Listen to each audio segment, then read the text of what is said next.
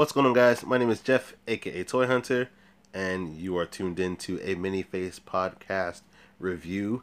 I am getting ready to review the latest DC animated feature film, Suicide Squad: Hell to Pay. Roll that footage.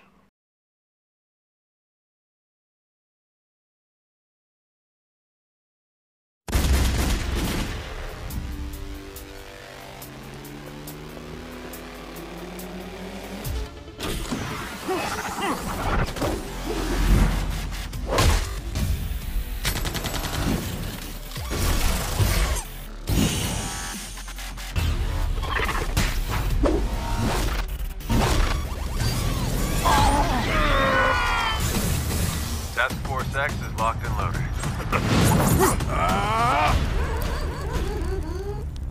He's history's bloodiest tyrant. Find him, I'll slice a year off all your sentences. I didn't sign up to deal with an immortal butcher. You didn't sign up for anything. One more thing. This one's off the grid. You'll be dealing with me directly and only me. Blow me up now.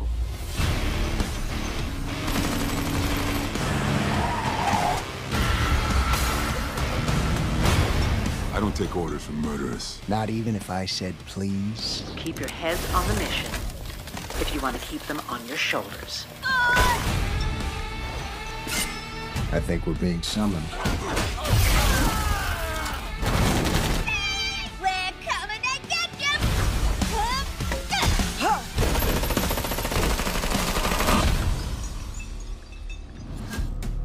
You're out. If you're in. Oh, great. Only 87 more suicide missions to go. So the synopsis for Suicide Squad: Hell to Pay is pretty simple. Amanda Waller gathers a bunch of incarcerated villains to create Task Force X, aka the Suicide Squad, to go after a ancient mystical artifact. Pretty short, pretty sweet, pretty simple. Let's dive into the positives. The voice casting is phenomenal. The voice casting is phenomenal. I say that to say, and I put emphasis on that because within these recent crop of DC animated, I'll call these the Flashpoint animated movies, because they're all kind of in the same, they're all in the same continuity with each other in this movie included. I haven't been thrilled with the voice casting. Again, that could be my nostalgia kicking in because I'm just so used to Kevin Conroy as Batman, Mark Hamill as Joker, Tara Strong as Harley Quinn. Thank the gods we have Tara Strong as Harley Quinn in this one. She's the best at doing Harley Quinn, and no one should ever do Harley Quinn, maybe except Margot Robbie. But Tara Strong serves very well. Kristen Slater is really good as Deadshot. Billy Brown is really good as Bronze Tiger. And the cast in total, all across the board, the voice casting in this movie is really, really good. And that took me by surprise because I went in a little hesitant, knowing my history with these movies and just not being thrilled with the voice casting overall. And when I came into it, everything was phenomenal and flawless. And neither one of the actors took me out of it by just the voices not fitting. Every voice seemed like it fit. And it really, really made all of these characters, become fully realized. As far as another positive would be to add to the voice acting was the character dynamics, the chemistry, the rapport that was built between the characters, even though they were all just kind of cobbled together. Certain ones that were, if you're familiar with Suicide Squad, that were on previous missions together, instantly kind of bond, whether they want to or not. And other ones seem to butt heads. One dynamic that I really enjoyed within this movie was Bronze Tiger and Deadshot. They butted heads throughout the movie and had a full arc throughout this entire movie that came to a head towards the end of the movie that I really enjoyed and felt was really, really well executed.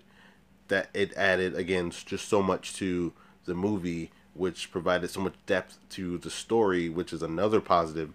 The story within itself took some turns, took some twists, had a lot of deep cuts, had a lot of comic book deep cuts.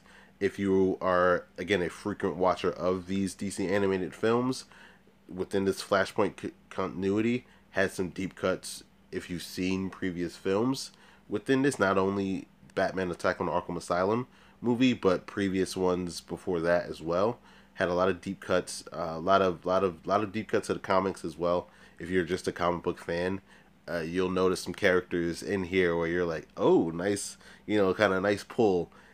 The action and the violence and the gore. This movie is rated R, by the way, so if you plan on watching this with your kids, probably don't.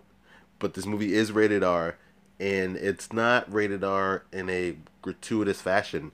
It seems to serve it pretty well. How Daredevil on Netflix, and Deadpool is the more specific one I was thinking of. How the R feeds Deadpool, and how the R fed Logan, and how the R fed Daredevil on Netflix.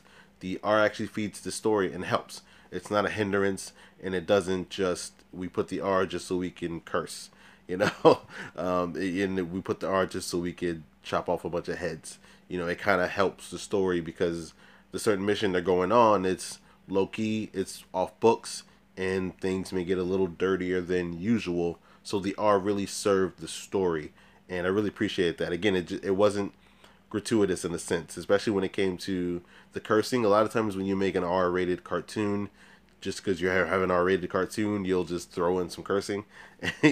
And I almost felt like in certain points, not even certain points, there's one specific part where I felt could have used the punch of a swear word, and they reined back a bit. And I almost wish they would have just, we've gone this far, with the R rating, just continue to dive in, but they decided to pull back on that a bit. As far as negatives are concerned, now this isn't specific to this movie in particular, just across these recent crop of DC movies, DC animated movies, I haven't been really thrilled with the animation. Again, that's probably my nostalgia kicking in. I'm a big Bruce Timm fan, hence the Supergirl tattoo on my arm. So I love Bruce Timm's art, and if you don't know what I'm talking about when I say Bruce Timm's art, I mean Batman the Animated Series, Justice League the Animated Series, Justice League Unlimited, Batman Beyond, Superman the Animated Series. That style of art, I really love that art. So to not get that in this, disappointing. And it's not to say that this animation is bad, it's just you were at a level with Bruce Timm and felt like you took a dip. The only other things I have for negatives are just small little nitpicks. As much as I love Harley Quinn, I always seem to wonder, and this is a critique on the comic books as well when it comes to Suicide Squad, whether she's necessary. Now, don't get me wrong, I love Harley, and she's Harley Quinn. How could you not have her on Suicide Squad? I get it. But there's a lot of times when they're fighting beings of superpower, and it's just Harley and her bat or her mallet. It's like, what can you really do here? You know what I mean? So it's like, does it take away from the movie? No. But does it add to the movie? No. So it always begs the question for me, is Harley Quinn really necessary? Now again, she probably is for marketing reasons. You say Suicide Squad, people think Harley Quinn. Especially this is the first one they didn't put Batman on. For the movie prior to this, that this is the sequel to, that movie is literally called Batman Attack on Arkham, even though it's about the Suicide Squad. So you put Batman on it, people will buy it. And for this one, Suicide Squad is its own big enough name in itself, but largely due to Harley Quinn. So I get why she's on the team for those reasons. But as far as whether it fed the narrative or added anything to the movie, not really. She was just there. She got her one-liners off, and they were funny, and she was awesome. Just, we're fighting a superpower being. Don't really know what Harley Quinn's going to do with her baseball bat. That's all. As far as another nitpick of mine, in Batman Attack on the Arkham Asylum, Deadshot, at least to me, was portrayed as a black character, whereas in this one, Christian Slater does the voice, and I get it. The characters usually portray or mirror what the voice actor looks like, so I get it, and I love Christian Slater in this movie. I thought he did a brilliant Deadshot, and Deadshot over the years has been a racially ambiguous character, so, and most of the time he's wearing his mask anyway, so it doesn't matter what his race is, but just for continuity wise, just seemed like it would have fit to go from, a seemingly black character in Batman Attack on Arkham to a black character in Suicide Squad: Hell to Pay. But you know, hey, again, these are nitpicks. These are very, very small nitpicks. And last but not least, for my nitpicks, I prefer Fat Amanda Waller. I'm a Fat Amanda Waller guy. All right. Again, that's my nostalgia kicking in. So it's, again, these are small nitpicks, not to take away too much from the movie, but I'm a Fat Amanda Waller guy. I like my Amanda Waller fat. That's just how I like it. Just how I like it. But overall, I'd if you're a fan of these recent crop of DC movies, especially in this Flashpoint continuity of these movies, I'd recommend this. It's a really fun time.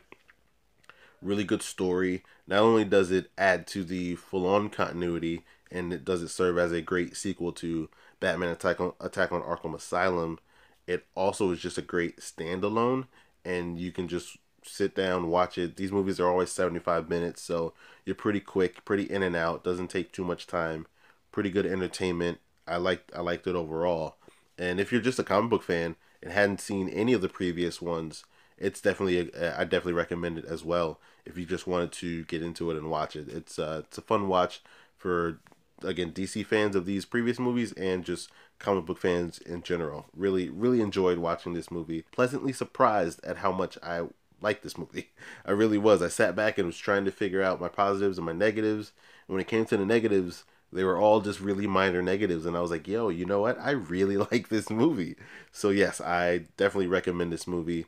So here's my question to you guys. What did you think of Suicide Squad: Hell to Pay? Or if you haven't seen it yet, are you going to watch it? Do you plan on watching it based on my review? Hopefully I helped you decide whether you wanted to watch it or not. Let me know that down in the comments below. And if you like more videos like this, subscribe here and hit that bell so that way you get notified every time I drop a brand new video. Thank you guys for your support. Thanks for watching. For more content, go to toyhuntr.com. The Miniface Podcast is live, iTunes, Stitcher Radio, Google Play, or download and listen at toyhuntr.com. I'm Jeff, a.k.a. Toy Hunter. This has been a Miniface Podcast review. Until next time, peace.